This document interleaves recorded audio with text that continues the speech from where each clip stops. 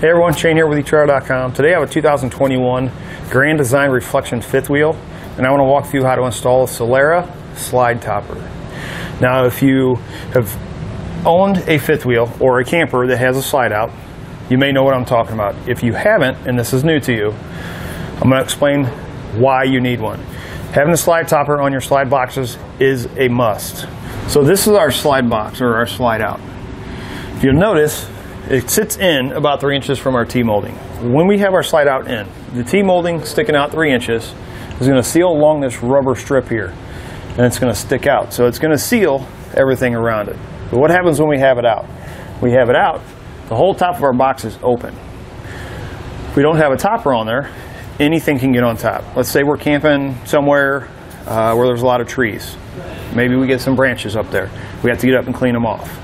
Let's say we get maybe there's not branches up there. We get leaves that are piled up there. You get leaves up there, it starts to rain. Those leaves will pack down. If you don't get up and clean them off, what they do is they start creating mold and mildew. Where's that mold and mildew going to do when you put your box back in? It's going to go right inside the camper. It's going to cause anybody that stays in the camper, it could cause them issues with breathing later on, or it could cause a whole lot of other issues inside the camper that's going to cost you a lot of extra money later on. My opinion, get a slide topper if you have a slide out. Our fabric is going to be a nice, thick, durable vinyl fabric. It's going to be 48 inches long, so we got plenty here if our box was a little bit longer. All of our hardware is going to be steel construction, black powder coat finish. All of our hardware here, same thing, steel construction, black powder coat finish, so it all matches. These are available in black or white, and they're available in a ton of different sizes. Our canopy is actually going to stick out 3 inches past the outside of our box itself, so we have plenty of coverage. If we didn't have a slide topper, now what I'm going to do is I'm going to slide the box back in. I'm going to show you how to measure so you get the correct slide topper for your installation. You're going to measure from the outer edge of your T-molding. Your T-molding is this plastic piece that runs all the way around the outside edge of your box. You're going to measure from the outside edge to the outside edge, and you're going to add 6 inches. There's a couple of things to keep in mind. You notice on this camper and a lot of newer campers, we have two slide outs that are really close together. If we have the correct size for this one, which we do, and then the correct size for this one, the bars at the top, what would happen is those two would hit each other, and it wouldn't allow the two boxes to open correctly, or would cause damage to your awning. So keep that in mind when you're measuring for those. You may have to go down one size on one of your slide outs in order to get those to keep from touching each other. Another thing to watch out for, or to keep in mind, is your awning. They are being built where your slide out is pretty close.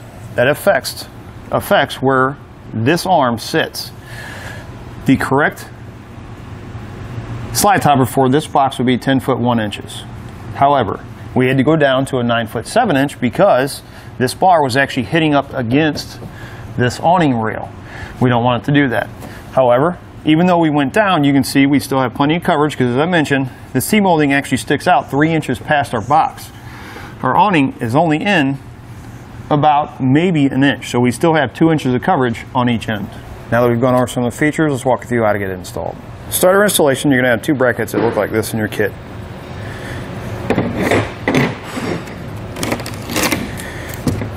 On the flat side, the back side of it, we're going to take butyl tape. We want to cover the holes. We're going to go from one end to the other.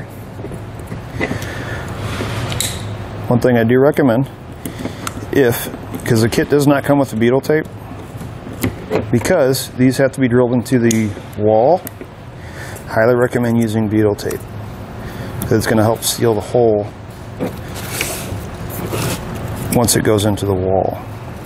This is going to prevent any water or anything like that from getting in behind your screws. So if you notice, I took the paper and I kind of peeled it up. If we just take this one and stick it on there, what happens is it leaves a gap between the two pieces. What I like to do is fold these up and kind of almost overlap them a little, so that when we push them together, we don't have a gap in between there. Once we get one bracket done, we're going to repeat the process for the second one. Next, we're going to have two rods that look like this. One end is going to have a hole in it. On the end of your awning rail, the very bottom, there's going to be another hole. We're going to slide this in, line up with that hole.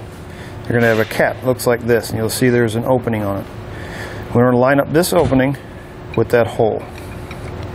You're going to get some self-tappers. They're going to look like this. They're Phillips heads. We're going to drive this in, but we're not going to go all the way in. We're going to leave it up about 1/16 of an inch. Now, on the newer models, this end cap is actually plastic. With these being metal, what happens is if we try to drive that in too far, sometimes these will break off, so we don't want to overdo it.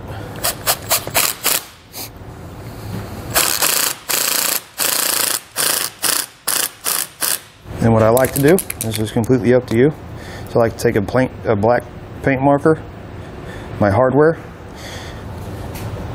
is I'll paint it to match the rest of the awning.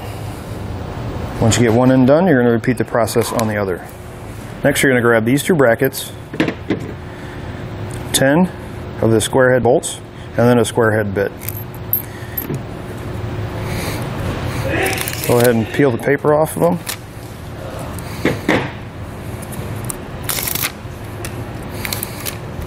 And you can see what I was talking about, how the two pieces are now melded together there, and push them together. It helps fill that gap. Take these and get them installed on the sidewall of the slide out. You're going to grab one of your brackets. You'll notice one side is different than the other. We want this side up. We're going to go up against the bottom of our top T-molding and over as far as we can get. We're going to take this edge, we're going to stick it right on the bottom. Once we get it in place, we'll use butyl tape, and that'll help hold the bracket.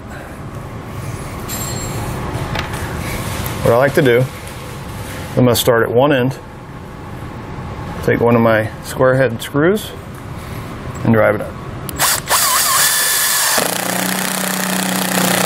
As I mentioned, this is where your butyl tape is going to help you out later on.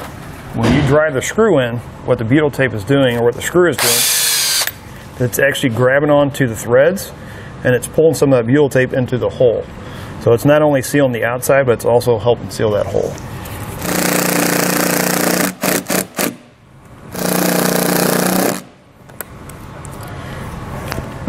Now what I like to do, completely up to you again, is butyl tape, once you squish it down, it's going to start like pushing out the side. To clean it up, what I like to do is take my blade, and all we're going to do is score it. We don't need to push because we don't want to damage the side. All we need to do is score that a couple times, and then we can peel it off. Once you get one side done, you're going to repeat the process on the other end. From here, what we're going to do is your extrusion reel, where your canopy slides in to above your slide out. On the very end, doesn't matter which end you use, but on the very end, you'll notice how those two corners there. Because we're going to be sliding our canopy in from this end, we don't want to take a chance of our canopy getting caught on those corners. So what we're going to do is we're going to take our pliers, and we're going to bend those two corners up. Like that. The other one, we'll go down with it. Next, with an extra set of hands, what we're going to do is we're going to take this bead right here and we're going to feed it into that extrusion rail. We'll have somebody hold it on the other end. Now we slide this in. Now this one's got a gutter on it, so just be careful when sliding that in there that you don't tear your canopy. You want to make sure that you're installing it the correct way, where this is facing out. If you find that it's a little bit hard to slide in there, you can always spray some soapy water inside the rail.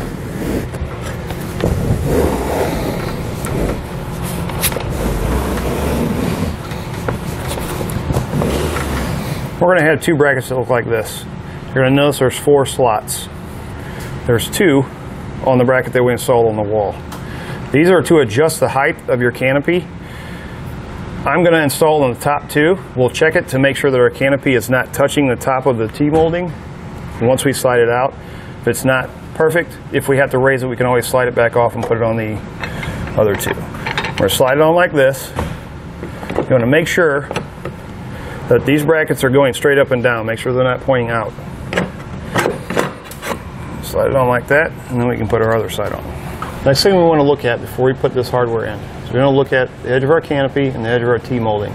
Try and get the same amount on each side. So we're going to try to center it. Let's see where we're at.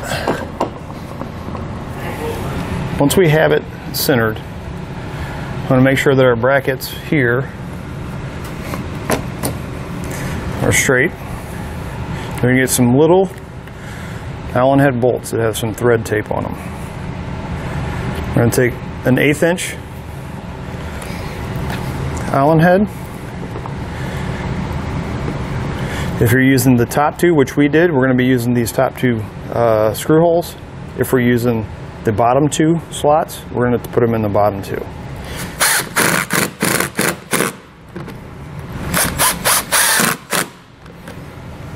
You're going to have some self-tappers that are going to look like this.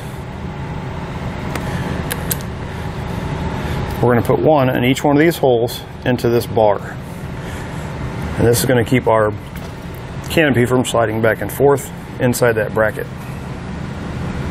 Maybe a good idea, you can see there's play in there. If you kind of rotate that to where it's flat.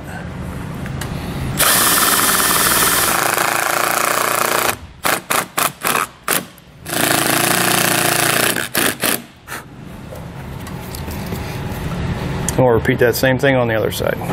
Next, we're going to take a pair of pliers. On each end, you're going to have a little clip. We're going to slide that out.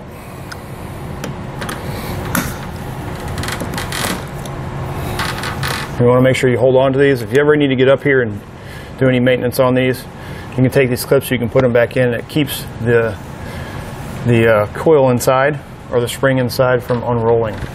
Once you pull your pins out, now we can go inside. We're going to roll our canopy or our side out, and then back in.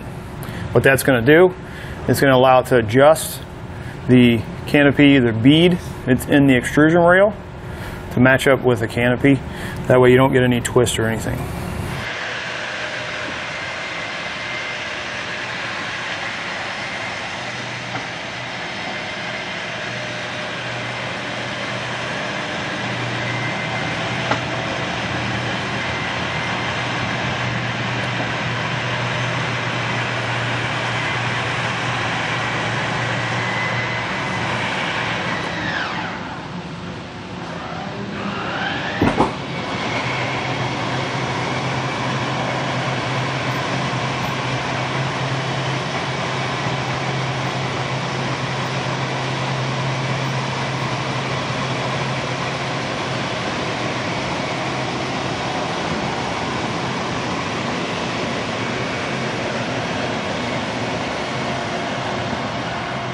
Once you're done sliding it out and sliding it back in, you're going to have a little self-tapper like this, actually two of them.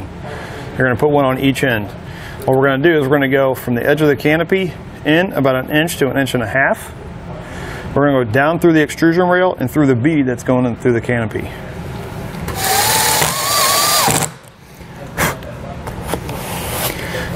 Once you're done with that, put the other one on the other end. You're going to repeat the process for any other slide toppers you're installing. That's going to do it for a look at and installation on the Solera 7-foot 1-inch slide topper on the 2021 Grand Design Reflection 5th wheel.